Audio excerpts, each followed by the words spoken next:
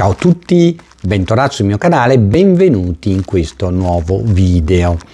Oggi parliamo di una NDE particolare ed è l'NDE di un monaco buddista che dopo aver vissuto questa esperienza che diciamo sempre universale, quindi che colpisce in questo caso un non cristiano, un non cattolico, si è convertito alla religione cristiana e afferma lui stesso che Gesù è l'unica verità.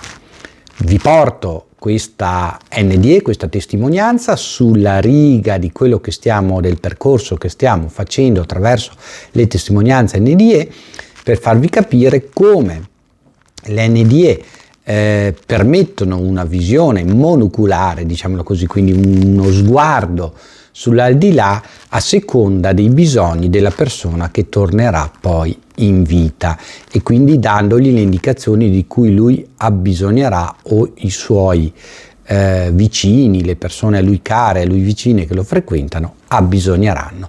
Quindi cominciamo a vedere questa NDE.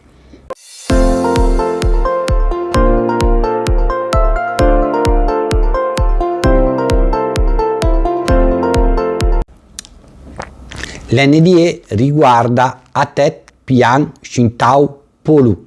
Spero che si pronunci così perché già la mia pronuncia inglese è pessima, pensiamo quella tibetana.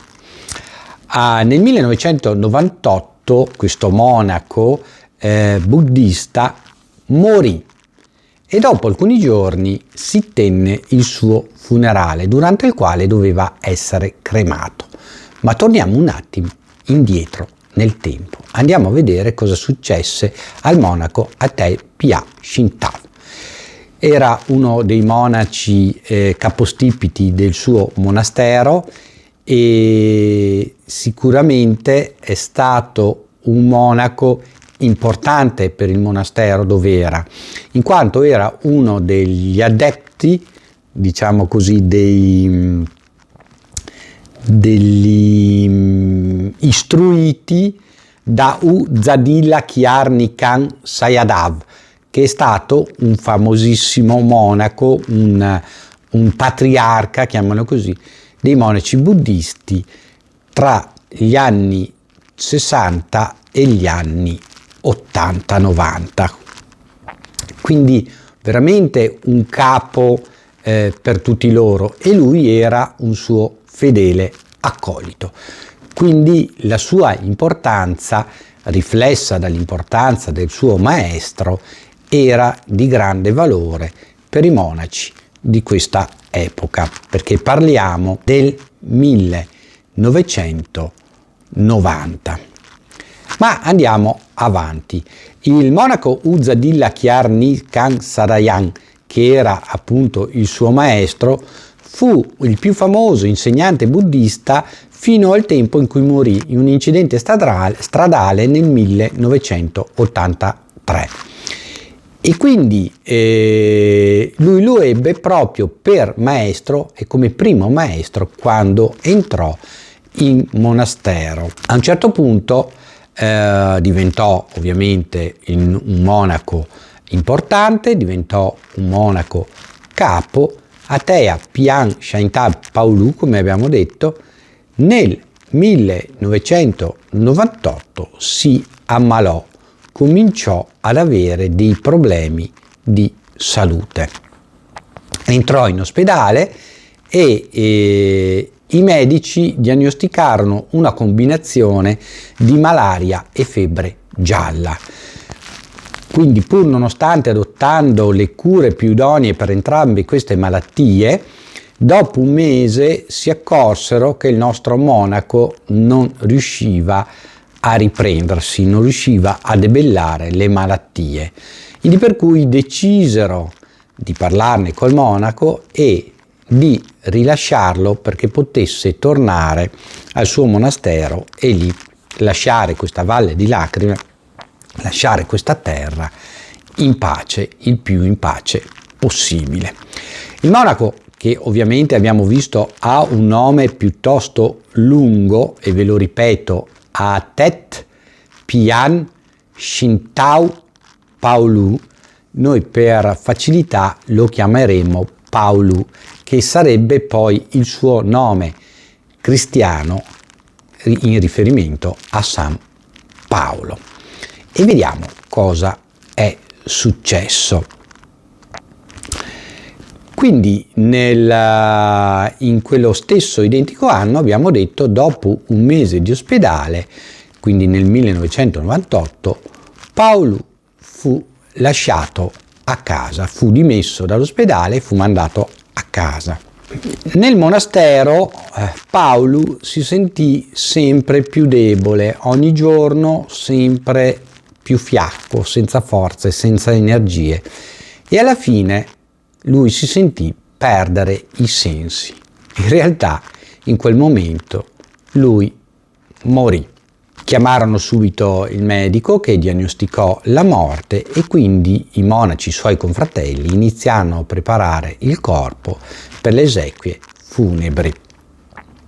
Lo prepararono, ordinarono la cassa che il giorno dopo era pronta e il giorno dopo lo misero nella cassa da morto con tutti i paramenti d'occasione e cominciarono tutto il loro procedimento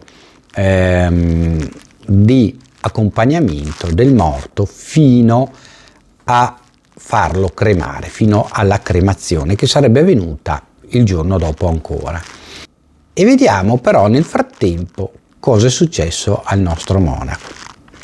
È successo che ovviamente non essendo una preparazione come quella che avviene da noi, quindi iniettando dei conservanti nel corpo eccetera eccetera, il corpo iniziò a imputridire e quindi a puzzare.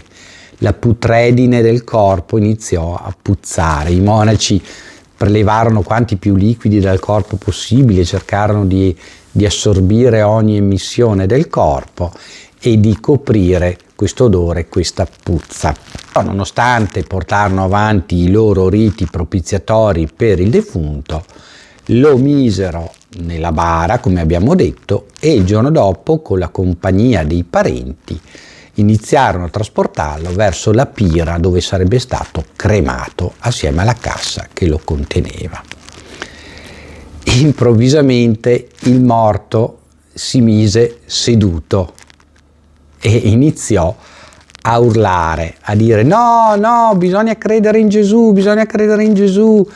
Sono stato all'inferno, ho visto tutti i buddisti all'inferno, bisogna credere in Gesù. Un fuggi generale, parenti che urlavano, la mamma ancora in vita del defunto che si mise a urlare e a piangere vedendo suo figlio che si era ripreso da questa morte ormai certa, perché era 2 giorni che era morto, e quindi rimase veramente stupefatta. E il monaco Paolo cominciò appunto a proferire parola e quindi a dire cosa era successo in questi giorni che lui era stato fisicamente morto.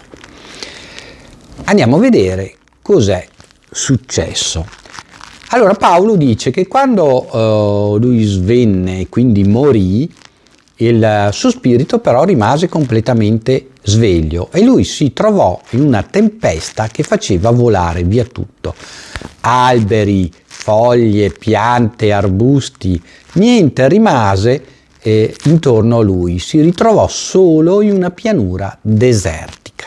A camminare in questa pianura e vide un fiume, attraversò il fiume. Vi ricordate quante volte abbiamo visto nell'NDE invece del passaggio attraverso il tunnel, il passaggio attraverso il fiume. Attraverso questo fiume vide un terribile lago di fuoco. Disse Paolo che era confuso perché il buddismo non spiegava, non conosceva una tale cosa e lui in quel momento non sapeva che quel lago di fuoco fosse l'inferno, finché non incontrò Yama. Yama è il nostro Satana, il re dell'inferno. Lui dice che la sua faccia era quella di un leone, i suoi piedi erano come serpenti ed egli aveva molte corna sulla testa. Quando chiese il suo nome, egli disse: io sono il re dell'inferno, il distruttore. E poi Paolo, girandosi, vide degli abiti color zafferano dei monaci di Myanmar, dove lui era stato appunto istituito monaco, nel fuoco, e guardando più da vicino vide la testa rasata di Uzzadila Kyarni Khan Sayadaw, il suo maestro. E dice: perché lui è qui nel lago di fuoco? Chiese al re dell'inferno, a Satana. E lui era un insegnante molto bravo, una grande persona, un grande essere umano. La sua audiocassetta, lui dice, ha aiutato molte persone a riconoscersi, a capire che loro sono esseri umani, che sono diversi dai cani, dagli animali, e quindi possono elevarsi spiritualmente. Sì, gli dice Satana, gli dice Yama. Era un bravo insegnante, ma non credette in Gesù Cristo. Ecco perché è qui all'inferno. Poi, andando avanti, gli fu mostrato un altro uomo con i capelli lunghi legati un gomitolo sulla parte sinistra della testa. Egli indossava anche un abito e quando domandai chi egli fosse, mi fu detto Gautama, che voi adorate come il Buddha. Fui sconvolto, non volevo crederci, dice Paolo. Buddha all'inferno, con tutta la sua etica e tutto il suo carattere morale. Non è importante quando egli fosse stato buono e fosse buono? Egli non credette nell'eterno Dio e così è all'inferno, rispose il re dell'inferno. Io vidi anche Aung San, il capo rivoluzionario. Egli è qui perché perseguitò e uccise i cristiani, ma principalmente perché egli non credette in Gesù Cristo, mi fu detto. Un altro uomo era molto alto, indossava una lucente armatura e portava una spada. Egli aveva una ferita sulla fronte. Egli era più grosso di chiunque altro io potessi vedere, ci dice Paolo. Era alto circa 8 piedi. Ogni piede tenete presente che sono 30,4 centimetri. Il re dell'inferno mi disse: quello è Goliat, che è all'inferno perché egli schernì l'eterno Dio e il suo servo Davide. Io non avevo mai sentito parlare né di Golia né di Davide. Un altro re dell'inferno si avvicinò a me, quindi un altro diavolo gli si avvicinò e mi domandò: stai andando anche tu nel lago di fuoco? E lì ovviamente a Paolo gli viene paura. Ma veramente io sono qui per guardare, sto chiedendo, sto facendo delle domande. Ebbe il coraggio di dire: hai ragione, disse questo altro re dell'inferno, il tuo nome non c'è nel mio elenco, quindi tu dovrai subito tornare da dove sei venuto. E fu scacciato dal lago di fuoco. Si girò e si trovò con 2 strade dinanzi, una via larga e una via stretta. E ovviamente, come monaco buddista, sapeva che la via più impervia, più difficile sarebbe stata quella giusta e quindi prese la via stretta. Seguì questa via stretta inerpicandosi anche a fatica per circa un'ora, così lui pensa che sia passato quel tempo, e a un certo punto questa via si allargò e diventò fatta di oro puro, talmente lucente che lui poteva riflettersi la sua immagine, poteva vedere la propria immagine riflessa. Lì incontrò un uomo che lui dice chiamarsi Pietro. Mi disse: ora torna indietro per dire alle persone che adorano Buddha e altri dei che essi finiranno all'inferno se non cambiano e si devono credere in Gesù. Egli poi mi diede un nome nuovo, cioè gli diede un nome nuovo. Atet Pian Shitav Paulu, che vuol dire Paolo, che ritornò in vita. La cosa successiva che sentii fu mia madre che gridava: «Figlio mio, perché ci lasci ora?» Io compresi che giacevo in una bara. Quando mi spostai, i miei genitori gridarono: «È vivo, è vivo!» Ma gli altri non gli credettero. Fu allora che mi alzai seduto e tutti cominciarono a correre e a gridare, presi dalla paura e dal terrore. «È un fantasma!» Io notai che stavo seduto in mezzo a 3 coppe e in mezzo a un liquido odoroso che doveva essere fuoriuscito dal mio corpo, visto che giacevo nella bara già da un paio di giorni. Mi fu detto che mi stavano per cremare, che stavano proprio a portarmi alla cremazione. Quando un monaco buddista muore, il suo nome, la sua età e il numero degli anni del suo servizio da monaco sono incisi nella bara, e questo era scritto sulla mia bara. Ma io, come potete vedere, sono ancora vivo. Paolo quindi si diede da fare, convertì al cristianesimo tutti i monaci del suo monastero, tutte le famiglie dei dintorni, e anche lui creò delle audiocassette o delle videocassette, questa cosa non mi è ben chiara, per cercare di convertire al cristianesimo più gente possibile, perché secondo lui gli è stato appunto fatta affrontare questa prova per capire che bisogna passare attraverso Gesù Cristo. Bene, questa NDE, scusatemi il sorriso, ma è molto simpatica, va ancora una volta a stravolgere alcune cose che noi avevamo visto in tutte le altre NDE. Scrivetemi qua sotto nei commenti cosa ne pensate, ricordatevi di mettere il like, di iscrivervi al canale se non vi siete ancora iscritti, di condividere il video sui vostri social, e ci vediamo in un prossimo video. Ciao a tutti da Ermanno. Ciao!